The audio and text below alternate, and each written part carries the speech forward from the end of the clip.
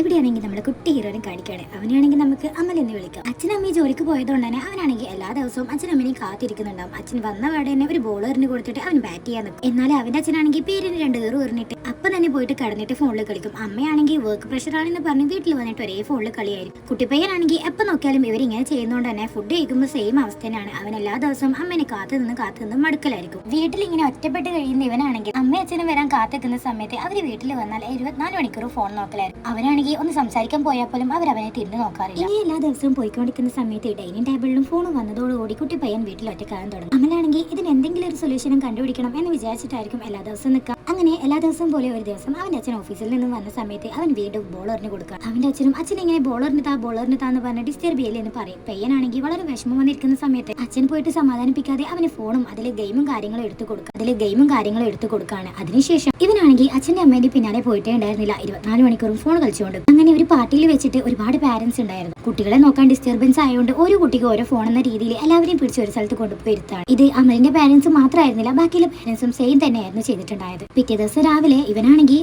സ്കൂളിൽ പോയിട്ട് എന്റെ അച്ഛനും അമ്മയും എനിക്ക് ഗെയിം കളിക്കാൻ തരുന്നുണ്ട് അങ്ങനെയൊക്കെ പറയാണ്. അതേസമയത്ത് അവന്റെ ഫ്രണ്ട്സ് ആണെങ്കിൽ പുതിയൊരു ഗെയിം അവനെ ഇൻട്രൊഡ്യൂസ് ചെയ്ത് കൊടുക്കും. അവനും അത് കേട്ട പാതി കേൾക്കാത്ത പാതി വീട്ടിൽ പോയിട്ട് കുഴപ്പമാക്കാണ്. അവന്റെ അച്ഛനും അതിന്റെ ഒരു സൈഡ് എഫക്റ്റ് പോലെ നോക്കാതെ അവൻ ആ ഗെയിം ഡൗൺലോഡ് ചെയ്ത് കൊടുക്കുകയാണ്. ഇപ്പോഴാണെങ്കിൽ അവന്റെ അച്ഛനും അമ്മേന്റെ കൂടെ അവൻ ഉണ്ടാവാറില്ല, 24 മണിക്കൂറും ഗെയിം കളിക്കലായിരുന്നു. അതുകൊണ്ട് തന്നെ മകന്റെ ശല്യം ഒഴിവായതെന്ന് വിചാരിച്ച് അച്ഛനും അമ്മയും വളരെ റിലാക്സ് ആയിട്ട് ജീവിച്ചുകൊണ്ടിരിക്കുകയാണ്. അങ്ങനെ നമ്മളെ പയ്യനാണെങ്കിൽ 7 വയസ്സാവാണ്. അവൻ വളർന്ന് വലുതായതിനോടനുബന്ധിച്ച് വളരെ നല്ലൊരു ഗിഫ്റ്റ് തന്നെയായിരുന്നു ബർത്ത്ഡേ പാർട്ടിക്ക് അച്ഛൻ കൊടുത്തിട്ടുണ്ടായത്. അതൊരു പുതിയ ഫോണായിരുന്നു. പയ്യനാണെങ്കിൽ അത് കിട്ടി ഒരുപാട് സന്തോഷമാവാണ്. പിന്നീട് അവനാണെങ്കിൽ അതിലാണെങ്കിൽ പബ്ജി ഇൻസ്റ്റാൾ ചെയ്യും. പിന്നീട് 24 മണിക്കൂറും പബ്ജി കളിച്ചുകൊണ്ടിരിക്കുന്ന സമയത്ത് ഒരു ദിവസം അവൻ അതിന്റെ അകത്തെ ഒരു ക്യാരക്ടർ ആണെന്ന് അവന് തോന്നാണ്. അവൻ പഠിത്തത്തിൽ മോശമാവണേ, അവന്റെ ഹാൻഡ് റൈറ്റിംഗ് മാറാം. ഒരു കാര്യം പോലും അവന് ഫുൾ ഇവനാണെങ്കിൽ ബുക്ക് മുഴുവനായിട്ടും വായിക്കാതെ 2-3 വരി വിട്ടിട്ട് അടുത്ത വരി വായിക്കുന്ന കണ്ട് സാറ് അവനെ കൊണ്ട് ശരിക്കും വായിക്കടാ എന്ന് പറഞ്ഞ് വീണ്ടും വായിപ്പിക്കാൻ വേണ്ടി തുടങ്ങാണ്. എന്നാൽ അവൻ അത് ആവർത്തിക്കുന്ന കണ്ടിട്ട് എന്റെ കണ്ണിന് എന്തോ പ്രശ്നമുണ്ട്, ഡോക്ടർ കാണണമെന്നും പറയാണ്. അങ്ങനെ അമ്മയും മോനും കൂടെ ഡോക്ടറെ പോയി കാണുന്ന സമയത്ത് ഡോക്ടർ പറയും അപ്പൊ എന്റെ കണ്ണിന് ഒരു കുഴപ്പമില്ല, ഇവൻ ഫോൺ ഉപയോഗിക്കുന്ന കുറച്ച് കുറക്കണം, അതിന്റെ എന്തെങ്കിലും മിസ്റ്റേക്ക് ആവാനേ സാധ്യതയുള്ളൂ എന്ന് പറയാണ്. ഫോൺ ഉപയോഗിക്കാൻ തുടങ്ങിയിട്ട് ഏകദേശം 6 മാസം ആയിട്ടുണ്ടാവും. ഇതൊന്നും കാണാതെ അമ്മയെ ഫോൺ നോക്കി നടക്കും. മകൻ പിന്നാലെ പബ്ജി കളിച്ച് വരുമ്പോൾ ഒരാളെ തട്ടി അവിടേക്ക് വീഴാണ്. അയാളാണെങ്കിൽ ഫോൺ കയ്യിൽ വാങ്ങിയിട്ട് ഒരുപാട് മോശമായിട്ട് പയ്യനെ വഴക്ക് പറയും. പെട്ടെന്ന് ഈ അമ്മ വന്ന് സോറി പറഞ്ഞ് ഫോണും വാങ്ങിക്കൊണ്ട് പോവാണ്. അവനോട് ദേഷ്യം വന്ന ഈ ഒരു ലേഡി ആണെങ്കിൽ അവന്റെ ഫോൺ പിടിച്ച് വാങ്ങിയിട്ടുണ്ടായിരുന്നു.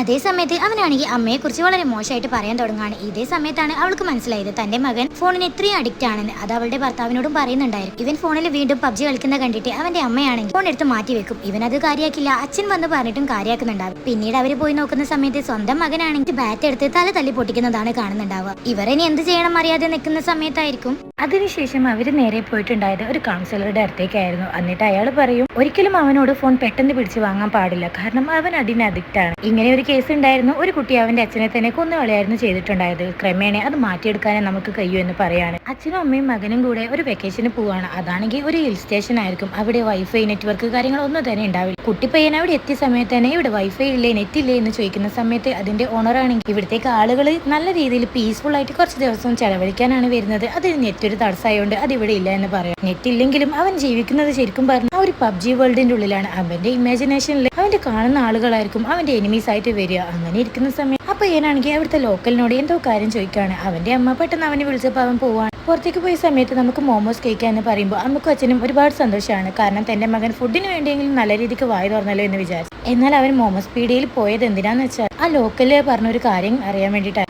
മോമോസ് വിൽക്കുന്ന കടയിൽ മാത്രമാണ് ഇവിടെ റേഞ്ചുള്ള സിമ്മ് വിൽക്കുന്നതെന്ന് പറഞ്ഞിട്ട് അവൻ വീണ്ടും സിമ്മ് വാങ്ങി ഗെയിം കളിക്കാൻ വേണ്ടി തുടങ്ങാണ്. ഇത് കണ്ട് അച്ഛന് ദേഷ്യം വന്ന് അവന്റെ ഫോൺ എടുത്തുകൊണ്ട് പോവാണ്. പിന്നീട് പയ്യനാണെങ്കിൽ നമുക്ക് വീട്ടിലേക്ക് പോവാം എന്നും പറഞ്ഞിട്ട് അവനെ കൂട്ടി പോവാം. വീട്ടിലെത്തി അവന് വയ്യാണ്ടാവാണ്. ഒരുപാട് പേടിച്ച പോലെ ആയിരുന്നു ഉണ്ടായത്. നേരെ ഹോസ്പിറ്റലിലേക്ക് പോയിട്ടുണ്ടായിരുന്നു. കുറച്ച് കഴിഞ്ഞതും 2 പോലീസുകാർ വരികയാണ്. എന്നിട്ട് ഈ അച്ഛന്റെ അമ്മേന്റെ അടുത്തേക്ക് വന്നിട്ട് നിങ്ങൾ ഇന്ന സ്ഥലത്ത് സ്റ്റേ ചെയ്തിട്ടുണ്ടായില്ലേ, അത് അവിടെ 2 മരണം സംഭവിച്ചിട്ടുണ്ട്, അത് മാത്രമല്ല അത് നിങ്ങൾ ആരോ ഒരാളാണ് ചെയ്തെന്ന് പറയുമ്പോൾ അച്ഛനാണെങ്കിൽ അത് ഞാനാണ് ചെയ്തത്, അമ്മയാണെങ്കിൽ അല്ല ഞാനാണെന്ന് പറയാണ്. 2 പേരും എല്ലാന്ന് മനസ്സിലാക്കിയതിന് ശേഷം നേരെ കുട്ടിപ്പയ്യന്റെ അടുത്തേക്ക് പോവാണ്. അത് ചെയ്തിട്ടുണ്ടാകുക നമ്മളെ അമലായിരിക്കും. അവന്റെ ഫോൺ അവൻ അച്ഛനെ വാങ്ങിയത് കൊണ്ട് തന്നെ അവിടെ ഉണ്ടായിരുന്ന ഒരു ഗൺ എടുക്കുകയാണ് അവൻ. എന്നിട്ട് അവൻ റിയൽ ആയിട്ട് പബ്ജി വേൾഡിലായതുപോലെ മുന്നിൽ കണ്ട് 2 ദമ്പതികളെ കൊന്നുകളയാണ് ചെയ്തത്. പെട്ടെന്ന് അവന്റെ അച്ഛന് വന്നപ്പോൾ അവന്റെ അച്ഛനെയും കൊല്ലാൻ ശ്രമിച്ചിട്ടുണ്ടായിരുന്നു. എന്നാൽ അതിൽ ഉണ്ടില്ലാത്തതുകൊണ്ട് അയാൾ രക്ഷപ്പെടും. പിന്നീട് മകനെയും കൊണ്ട് അച്ഛനും അമ്മയും അവിടെ നിന്ന് എസ്കേപ്പ് ആവാണ്. വീട്ടിലെത്തിയ അവനെ ഇതാണെങ്കിൽ സഹിക്കാൻ പറ്റുന്നുണ്ടാവില്ല. പോലീസ് ഓഫീസർ ആണെങ്കിൽ ഇതിൽ കുട്ടീനെ കുറ്റം പറഞ്ഞിട്ട് ഒരു കാര്യം, മകനെ നോക്കാൻ മടിച്ചിട്ട് കുട്ടിക്ക് ഫോൺ കൊടുത്ത നിങ്ങൾ തന്നെയാണ് കൊലപാതകികൾ.